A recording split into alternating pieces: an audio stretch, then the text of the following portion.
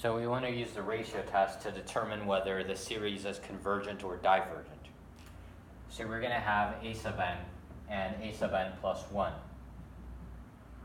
A sub n is going to be whatever we get from here, which in this case is -1 to the n minus 1 times n factorial, obviously, over whatever we're given there, 1 times 3 times 5.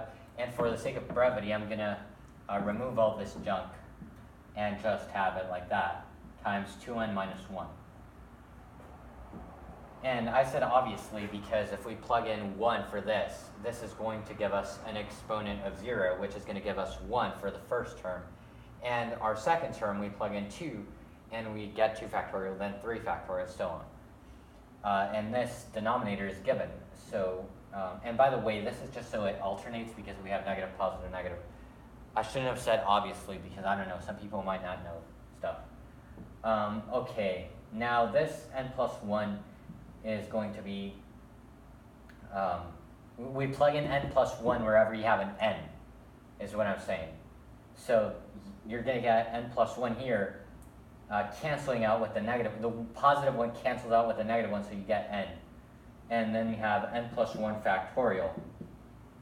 And you have this over this.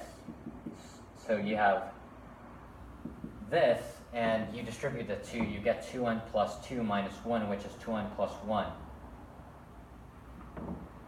2n plus 1, and all the other junk. So now we could take the limit as n approaches infinity of the absolute value of a sub n plus 1 over this, which is the reciprocal multiplication. So we might as well get to the point and have that.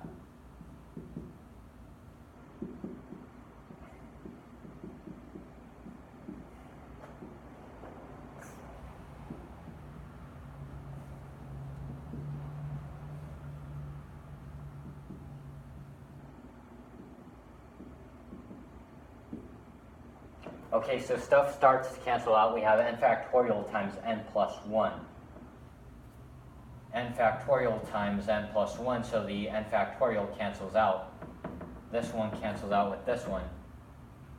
This stuff goes to 1 because we're absolute valuing it anyway. And then we're left with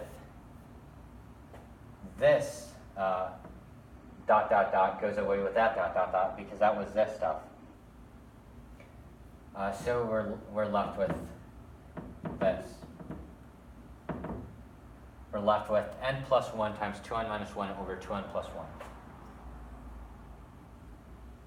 And now we can notice something, which is that we also have 2n minus 1 in here to cancel out with that one.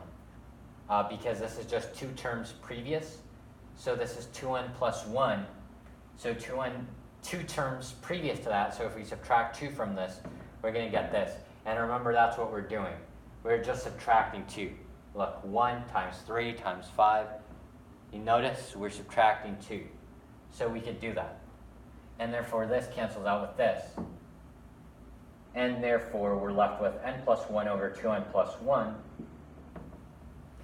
And now we can divide by n for everything. So we get limit as n approaches infinity of everything in there divided by n. We already know what it's going to be, but you have to show these steps. Plus 1 over n, plug in infinity, and you're going to get 1 over 2. So 1/2 is smaller than 1. Remember, with the ratio test, if you have something smaller than 1, then you have absolute convergence. Absolute convergence, which implies convergence. So this is absolutely convergent.